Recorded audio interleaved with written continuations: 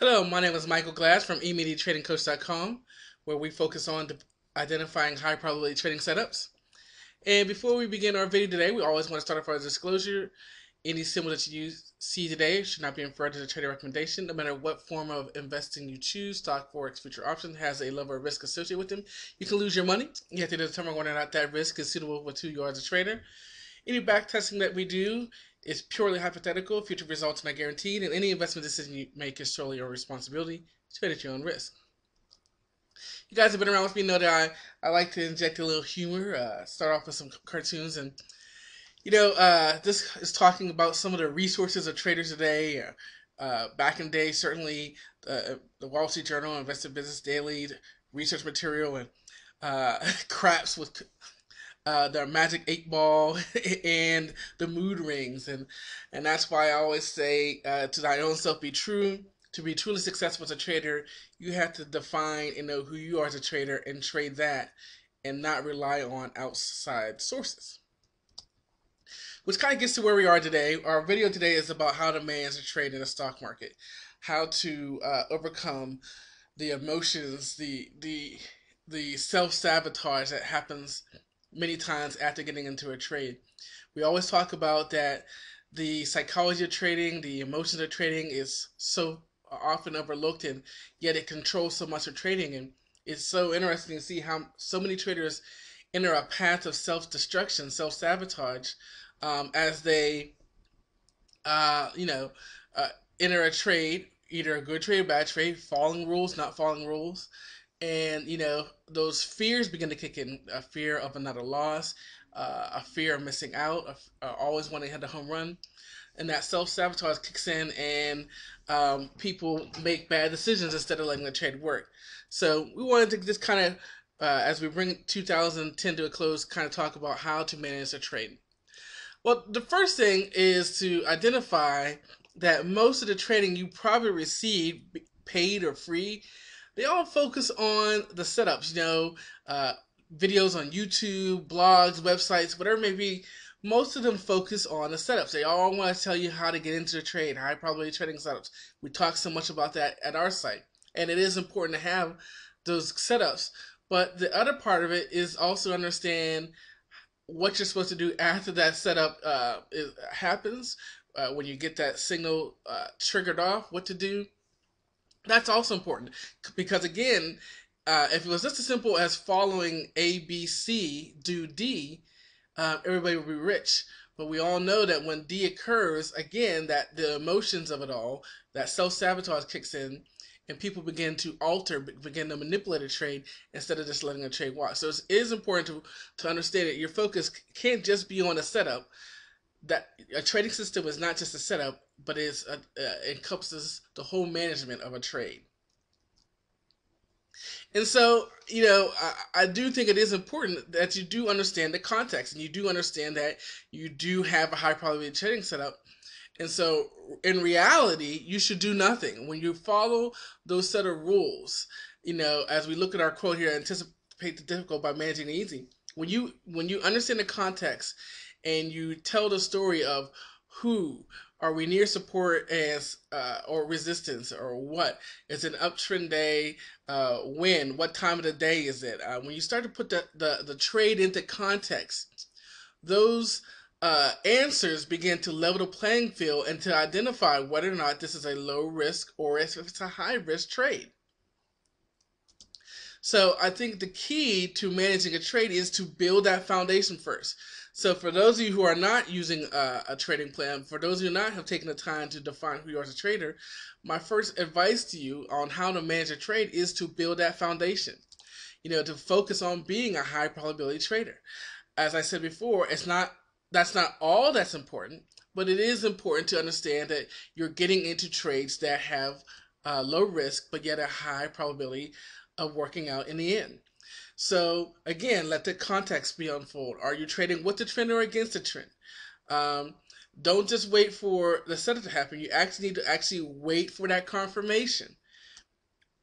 And again, understanding your risk to reward ratio, position sizing, and money management.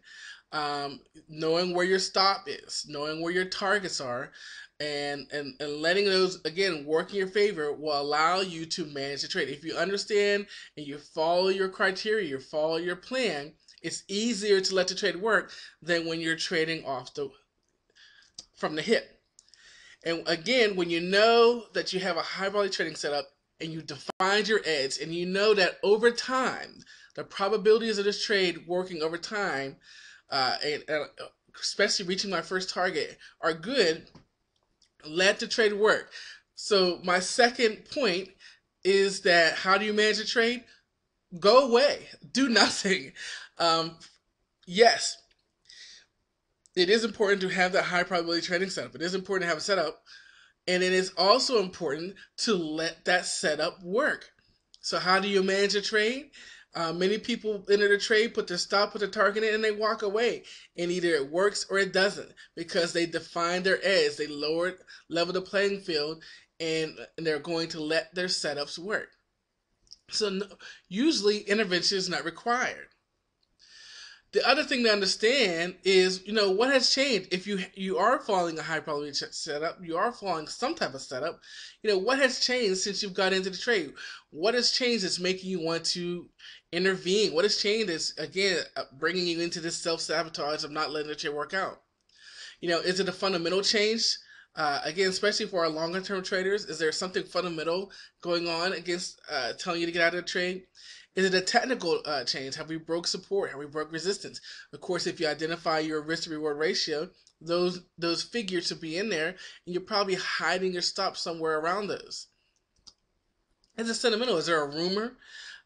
Is it the fat finger trade? Those things tend to be a blip, down up. News, down up. Or is it some type of macroeconomic, economic calendar, rates going up?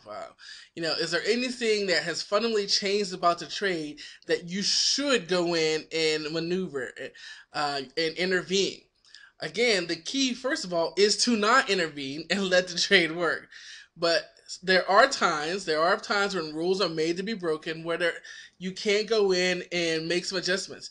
If the price keeps trying to break a particular price level over and over again, it fails to. I'm not saying to you to trade out, but you may adjust your stop to protect your profit, to protect capital. Remember, we got to cut your losses and let your winners run. So you do have to protect any profits when we're trying to start forming these double tops and triple tops. You may want to lock in and tighten your stop a little bit. So there are times. And if we get a confirmed reversal, and if you have a real loose stop, you may again want to tighten it up because, like in our example of our picture here, if we got this double top and you had your stop at the previous swing low, well now that we're breaking lower, you want to raise your stop to protect your profits. So there are some technical areas that you might want to bring into your trade to say, okay, I'm going to protect my profits because there's some key price levels that were once in my favor that are now against me. But first and foremost, the best thing I can tell you for us managing a trade is to understand why you got in the trade, ask yourself what has changed about that, and let it work. Define your edge, let the probabilities of that trade work over time, and do nothing. Let the trade work. You guys know we're on Facebook, Twitter, and YouTube. Emini-coach on Twitter, emini-trading-coach on Facebook and YouTube. And we have a great 5-part video course on high probability trading. So again, how to manage a trade. We talk about that. We talk a lot about building that story. Finding context is very important to being a high probability trader. And we talk about that in this free 5-part course. So just click there and sign on up. Of course, we do have a 3-phase video curriculum on high probability trading that takes the free course and takes it to another level. We get into actual trading plan components. We get into actual trading setups. We get into actual routines and habits of managing the trades, what successful traders do. We focus in on that. But again, we believe that the biggest way to change your trading direction is with coaching. Someone can really get in there, hold your hand, one-on-one coaching, and develop a personalized trading plan for yourself. If you're trading futures, we've got a great relationship with Global Futures. And we believe in being prepared. And so paper trading, back testing, whatever way you want to do it, that's how you can handle the pressure of the market, is if you prepared for it before the market or after the market is open. In the end, you guys know our motto. It doesn't make a difference what system, or indicator, or newsletter, or whatever you're following. If in the end you can't pull the trigger, or in this case, after you get in a trade and you then self-sabotage and exit or adjust the trade, if you're doing these things and not letting the trade work, it doesn't make a difference. So it's all about allowing us at Emini Trading Coach to coach you up, put you in the game, and allowing you to be a successful trader. Thanks, guys, and I'll see you next time.